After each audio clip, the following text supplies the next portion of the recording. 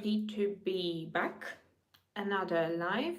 I don't know if this is the second of or the first live of the year, but it's definitely thought as the first one. I think it's the first one, but it's definitely thought as structurally the first one. We're going to speak about how to properly arrange our 2026 for success. So if you're an ambitious woman in her 30s, maybe over 35 like me, and if you are and if you really you've decided that 2026 is going to be your year, this is your place. We're going to touch upon two major obstacles that people who search results, search for success, stumble upon, and how to overcome that. And I'm going to already signal them both, so you can assess if you find them interesting for yourself. So the first one is confusing deep work with actually doing the work. And it's far more common than we believe.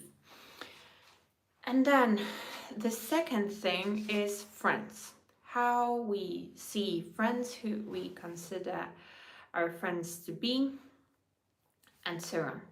Because this is very important for us to understand if we want to move on. If we don't move on in those two spaces, we are the ones who actually halt our progress the most. It's not anyone's fault, it's just us working against our own success.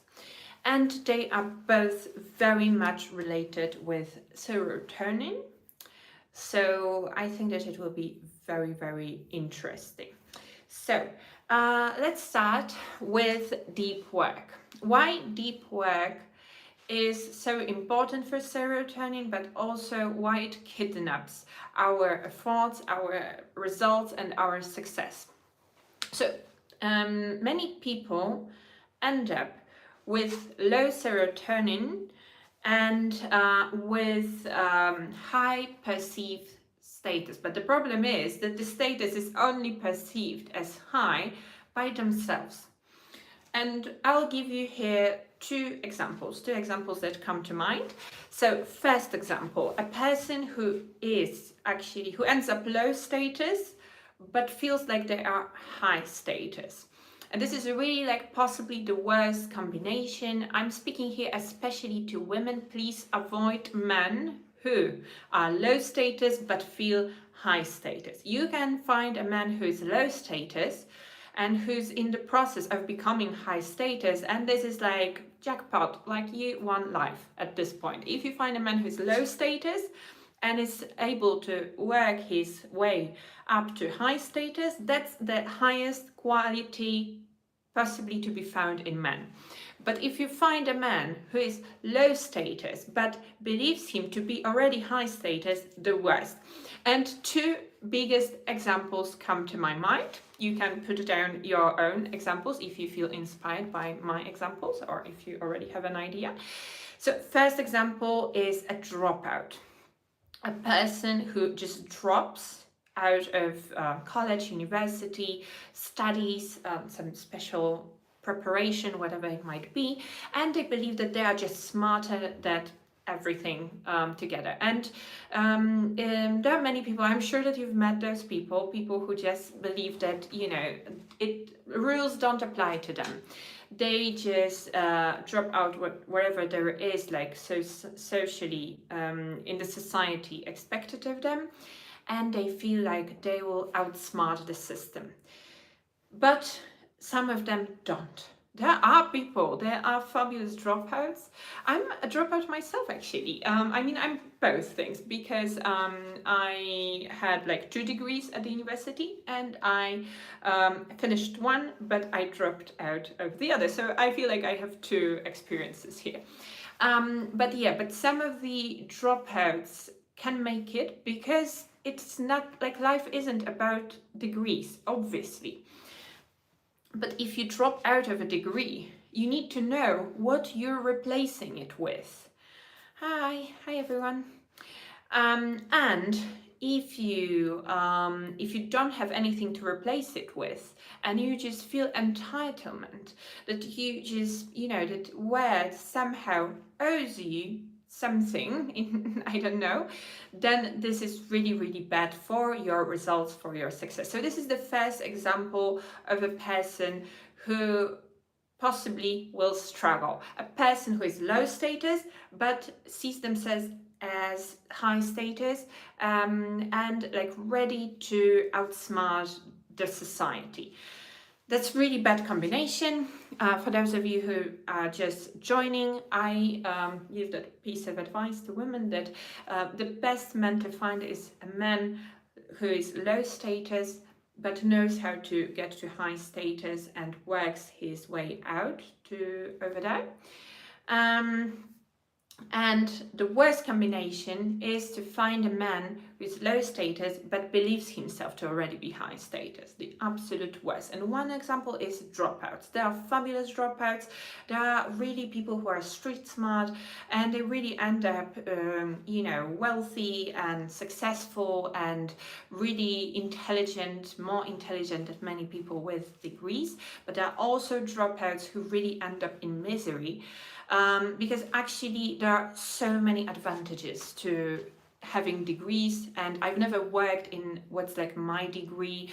I've never really had like a conventional path, professional path, and I also have just shared that I dropped out of a degree as well, so I have both experiences. So I don't follow conventional path, for example. But the thing is that people, we who choose slightly different path, it's very important that we know how to replace the degree. And then the other example, which is about academic professionals. I think that people in general, we just have dating burnout. Well, Cara, thank you for your remark, because it's very interesting, but I don't agree entirely, because I think that we all think in terms of status.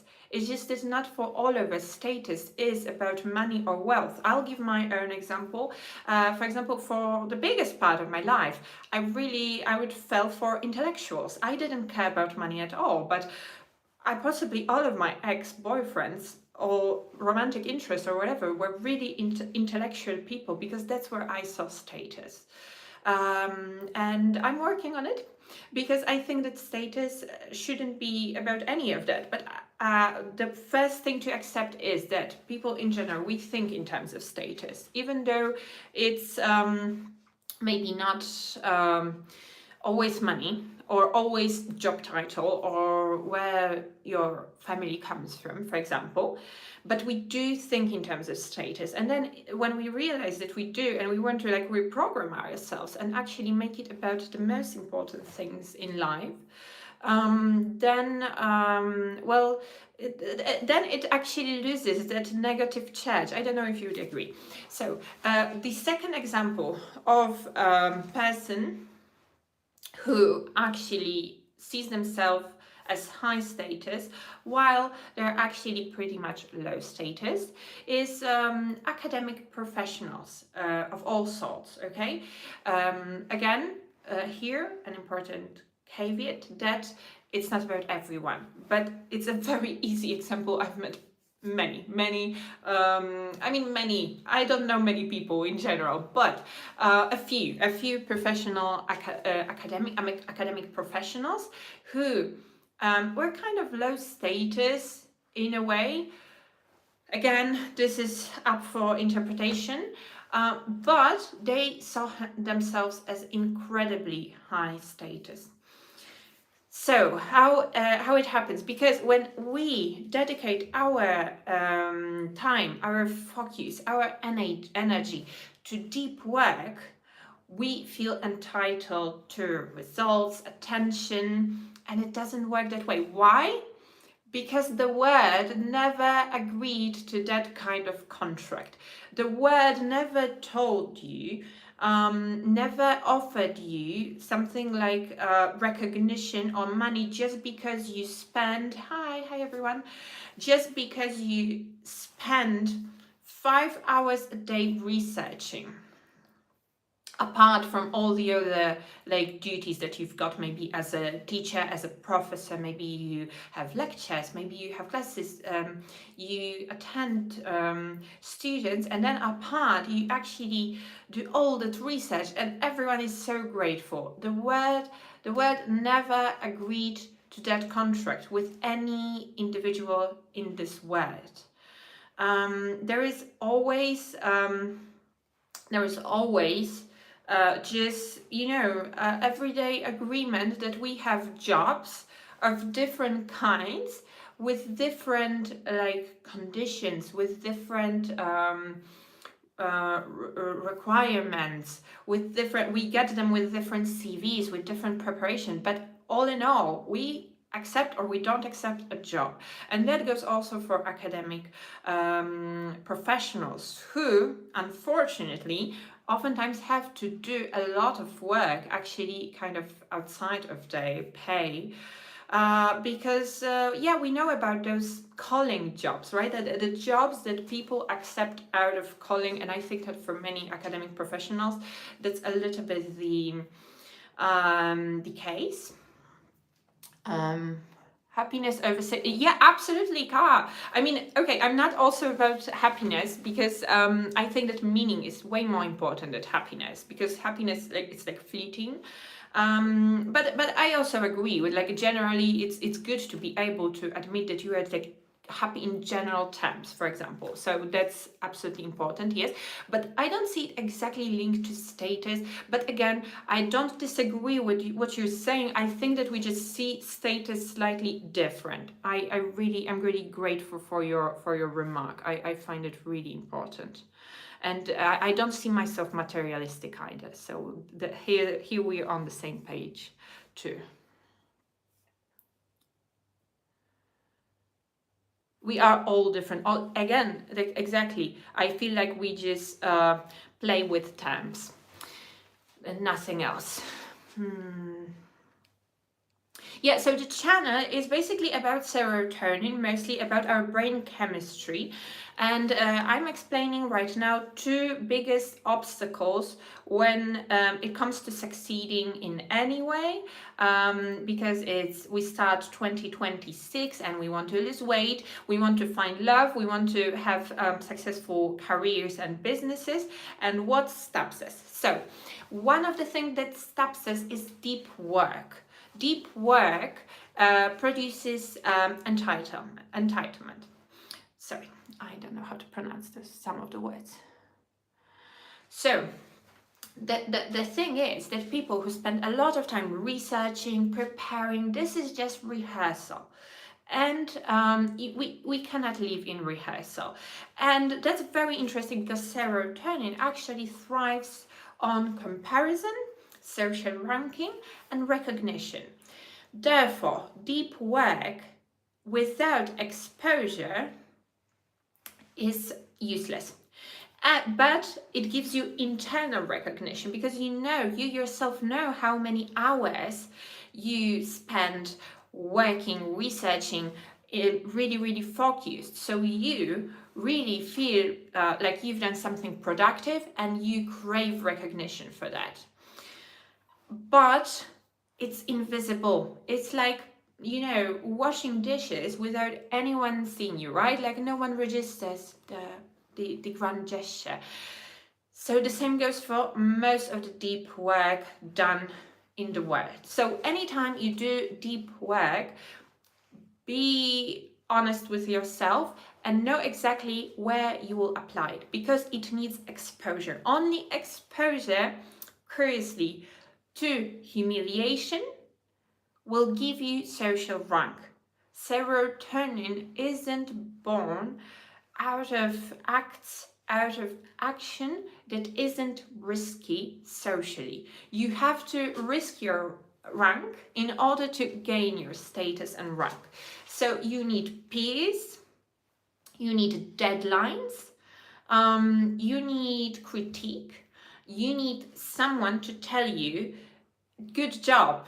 That is what will ultimately regulate and cause surges of serotonin in your system. Hello everyone. And so those are two examples, but as I told you, you can write me some more if you've got. So we said that a person who is a dropout, for example, and wants to outsmart the system, it's a very dangerous place to be. And I'm going to, good afternoon, and I'm going to tell you now why. Because jobs and universities and degrees are fabulous for serotonin.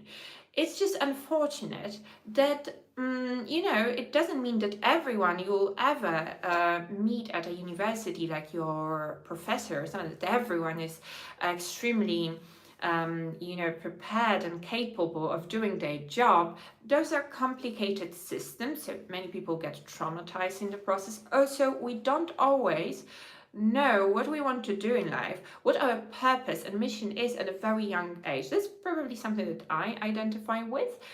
And so choosing the right degree and then making it work for yourselves, that can be tricky. But then after university, there's still jobs, and all of those institutions, all of those entities, they basically play the same role. They are about giving society structure. And in order for us to thrive in terms of our serotonin levels, we need a transparent hierarchy. We need to know what we need to do in order to climb socially, in order to rank up. And that's where serotonin thrives. If you drop out of university, you don't really know what to do with yourself. So it's not that it's bad that you dropped out and that you chose to search for yourself on your own, like street smart, what to do with your life. It's not bad. It's just that you need something to replace it with. You cannot simply drop out of society and feel like, oh, I'll just figure it out. You need to replace it. And it's very hard to have that discipline to impose deadlines on yourself, to be to ask for other people to evaluate your work, maybe. Thank you, Cara. Likewise. Absolutely. That's I at no point I feel like I disagreed with your remark. I actually think that our standing in the issue is very similar. Hi. And the same goes for the academic professionals. Like, so many are burnout because they work for that recognition that never comes. And here it's not as much as replacing structure, because there is structure. There's a lot of structure in any academy. The point is, though, that you don't feel like it's enough. You don't feel like your pay is enough for the work that you're doing. Those are very tough jobs. If anyone has followed like the path of PhD, getting their PhD, and then building that academic career, it's very challenging. And so if you choose that path, you also need to know where you'll get that recognition from. Maybe it will be your partner, your romantic partner. Maybe they will give you that recognition. Maybe it will be a person with whom you will be able to have debates and you'll be able to bounce off ideas with, and that will be really rewarding. Maybe this is more important. Maybe you need a round table for your peers. Maybe something that your department hasn't arranged, but you arrange on your own, and that provides for that mission. Because I think that those jobs are so linked to the mission. But anyways, those were just examples, okay? Because the thing is that deep work is not just for jobs, just for careers.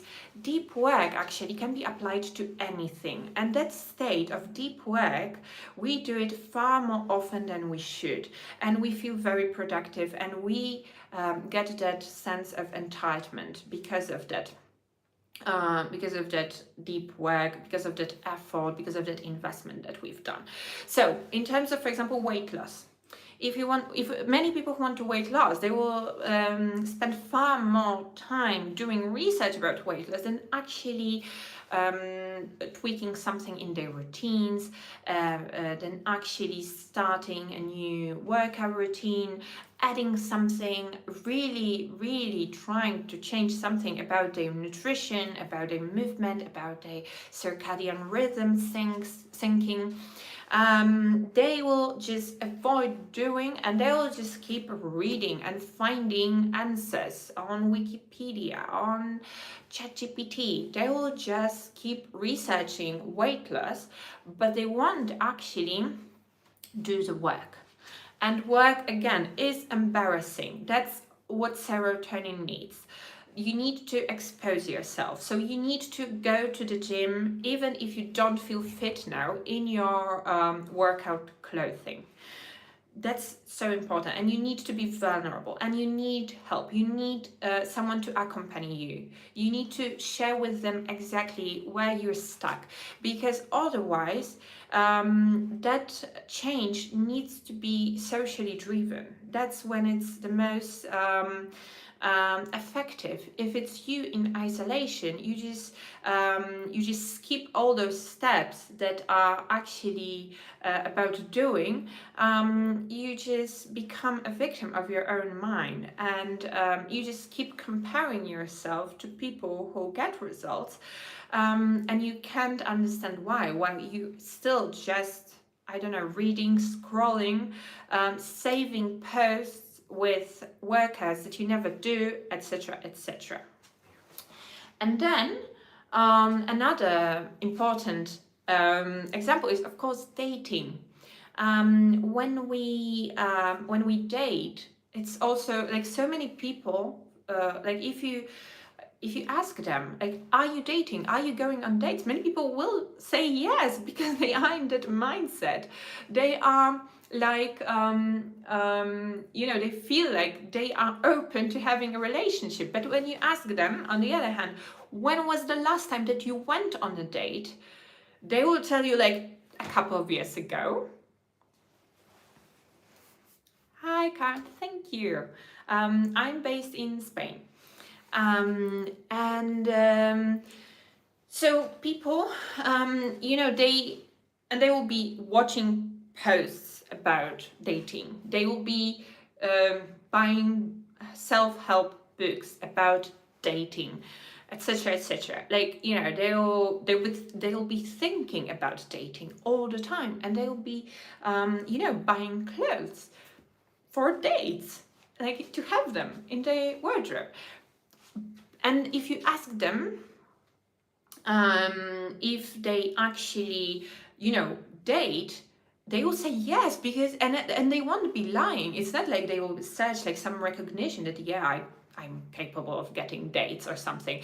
No, they will tell you that they are dating because their minds are so open to the idea, and they will just forget how long it's been since actually they've been on a date. They can also spend a lot of time on apps, for example, texting, in situationships. Those aren't dates, and this is not dating. Dating has a very clear definition to it, let's say.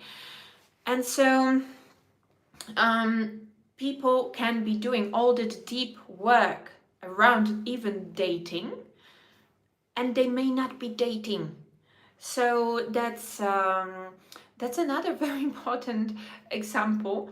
And serotonin can be only built upon all of those examples, because all of those are so important to us, and they are socially recognized. Our fitness, how is our body, but most importantly, how is our energy, how we show up, and our status, like if we're single, if we're married, but most importantly, again, if we're happily single, if we're happily married, etc.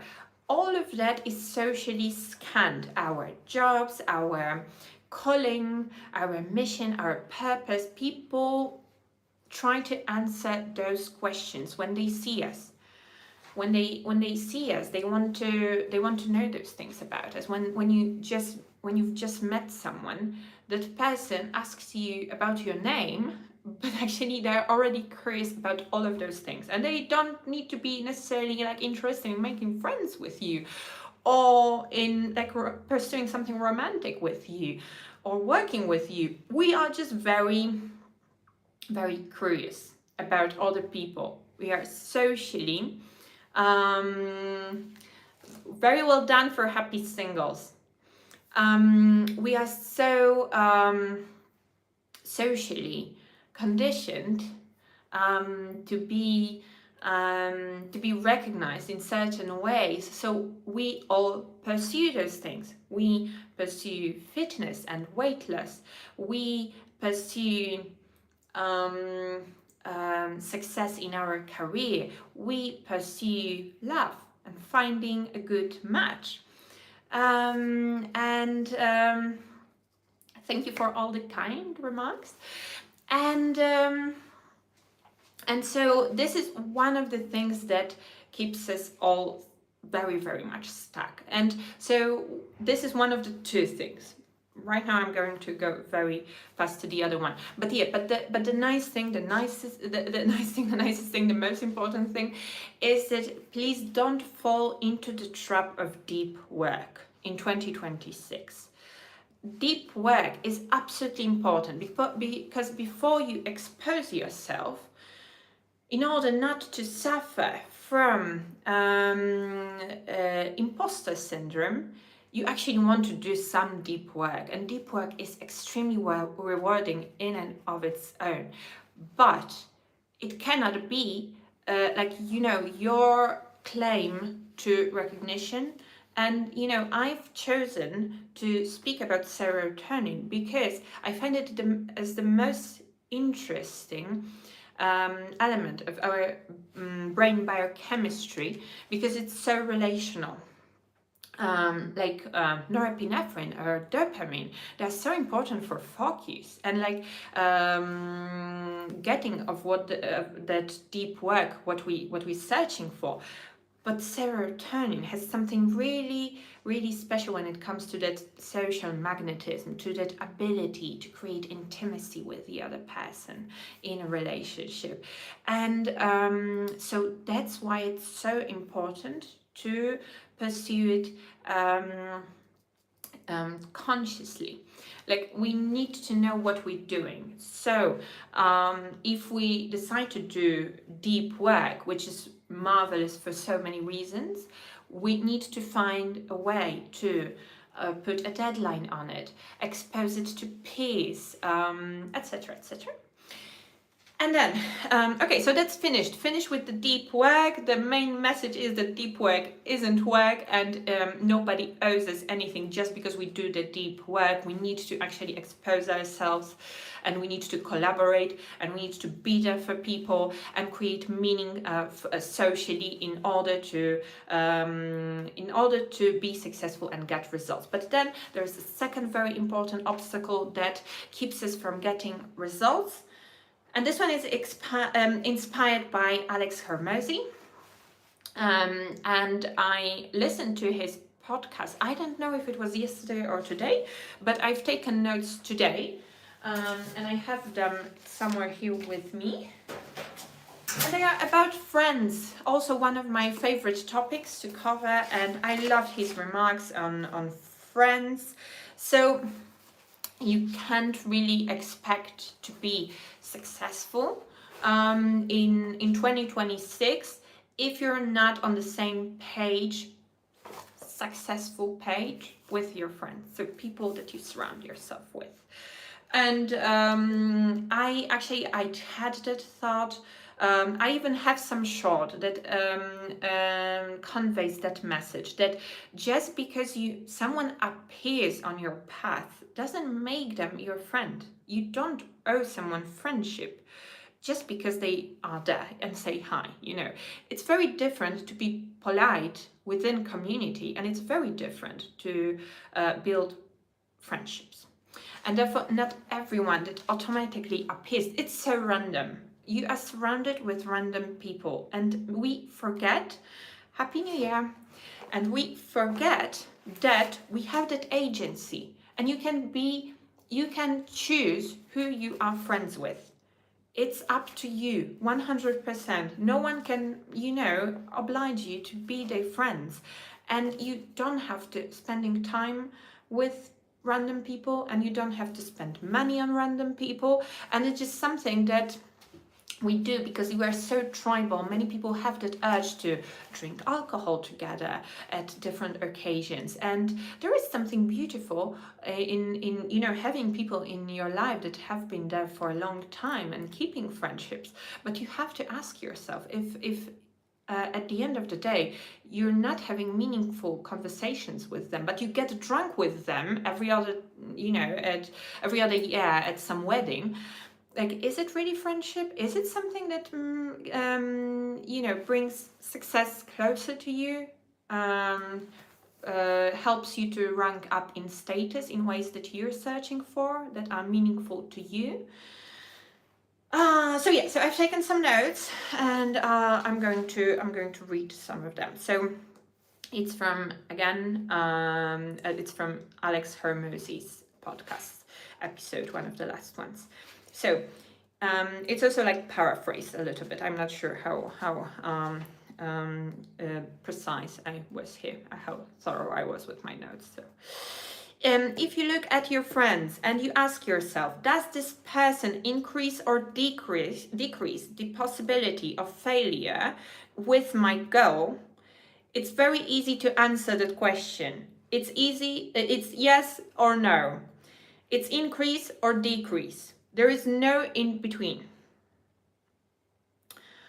If the answer is decrease, get rid of them. Alex said that. A lot of people need to shed friendships, but the thing is that they call them friends, that they just there. And they there because they've always been there. But not because they should be there. That's the part that I like. They just there. They exist. They're not going anywhere. They don't have goals. That's obviously not true for all the friends. Absolutely not. But how many of them? And like, what was the last time that you've actually scanned your social circles, your friendships, and you ask yourself like questions like, why are those people there? Because, and you can think of your ex-friends, of your ex-boyfriends, and think like how those that you're no longer in touch with, and you think like how foreign they seem to you right now, how alien, how you absolutely feel zero like interest or attraction towards them. That's really, I mean, that's absolutely something that I've experienced. I just oh yeah, I think that Alex, I don't know that much about Alex to speak for him, but I think that what I imagine from maybe podcasts that I've had, I think that with family it's important to like start putting some boundaries, but I also know that he's very loving towards his family. I just think that it's just about like making the family kindly understand that you need space, that you will be following your goals or something like that. I know that he's very loving towards his family, despite any differences there might be. And I'm sure that he's got like interesting podcast episodes on that. Okay. And there is also some continuation. I'll read that as well. There are no. Actually, this is so funny that I'm quoting here Alex Hormozi. That's something that I thought that I would never do. Like, I mean, it never crossed my mind that I would be inspired enough to actually quote him. Just as it hadn't crossed my mind in the beginning of 2025 that in the second half of 2025 I would be reading the Bible. But I am reading the Bible, right? So that's so funny. There are no social obligations. This is from Alex Hormozi. Only social consequences. That's so genius. And the people who want to deliver those consequences often do it by talking to you less and by avoiding you more. They're trying to spend less time with you to punish you for the fact that you missed the party, you missed the wedding. But if you felt obliged to go, then it means you didn't want to go. And that means that if you didn't want to go, and the punishment of not going is that you don't have to go more in the future because they avoid you and they don't invite you anymore, then to me, it's a win-win. I mean, isn't it genius? I mean, just, it's absolutely genius. Like, I'd been circling around that concept, but I just love how he put it, and how he gave it like the right format. It's so simple, but it's so simple that it's exactly what makes it genius. You saved time today and you saved time tomorrow. That absolutely made me laugh because it's even more genius and it's so true, because you don't have to go to this one party that they're throwing. You don't have to go to, I don't know, 300 parties that maybe you will attend otherwise, being different in your lifetime. Fascinating.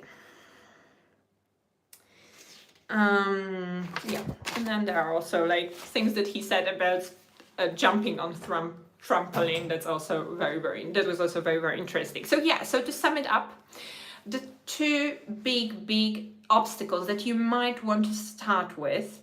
Thank you. We all need to prepare for glory in 2026 because it's coming, because we're so much smarter than in 2025. And so two biggest obstacles and actually two biggest steps to take in 2026 for success is, on the one hand, if you decide to do deep work, don't fall into a trap of it. Treat it for what it is: preparation, rehearsal, not the work itself. Work itself needs clients, supervisors, gatekeepers, bosses, whatever you need, whatever you want, whatever fits your lifestyle. It can be a job, it can be a business. If it's a business, you need clients. If it's a job, you need a boss. But you need to decide what's your structure.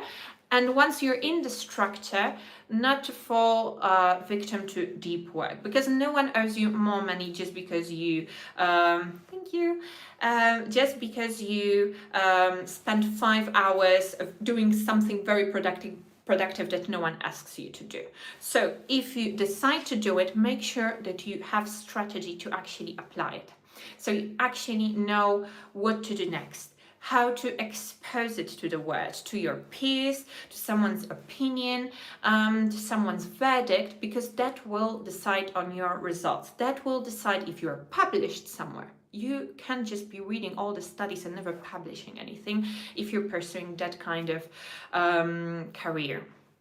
You cannot be thinking of dating. You cannot be scrolling through apps and never going on a date. You need to find a way to accept a date or invite someone on a date, but no texting, no situationships in 2026. It's highly forbidden. You have to do the work, and the work is embarrassing. It will be awkward. The work is awkward, and there is no way of building up your serotonin without exposing yourself to all those situations.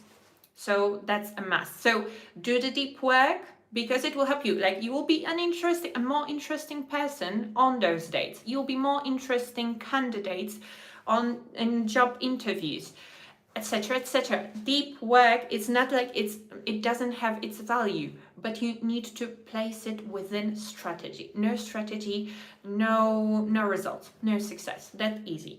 So do the deep work, but don't place it as the main tool for achieving something. No one will ask you how many hours of podcast you've listened to. People might ask you how many sales you've made, and have you made any? Maybe you need to make more sales calls, maybe, etc., etc. You know what I'm speaking about. And then the second one, rethink your friendships, rethink your social circles. You need to know what your values are. You need to find the people that share those values with you, they support you, and they really increase. I'll get back to Alex Hormozy's exact words for that. So his question was, the question is, does this person increase or decrease the possibility of failure with my goal? That is it. It's yes or no. If you answer yes, they if we ask, for example, do they increase the possibility? If it's yes, they increase, it's a yes. Keep that person. If it's no, they don't increase my chances, my possibilities, it's a no, and there is no place for that person in your life. Really, it's just a random person that at some point of your life appear on the horizon, and you said hello to each other, and now nothing else links you. So thank you so much for tuning in, and see you very soon again. And happy 2026. I hope that it will be the successful one for everyone here. Thank you again. Bye bye.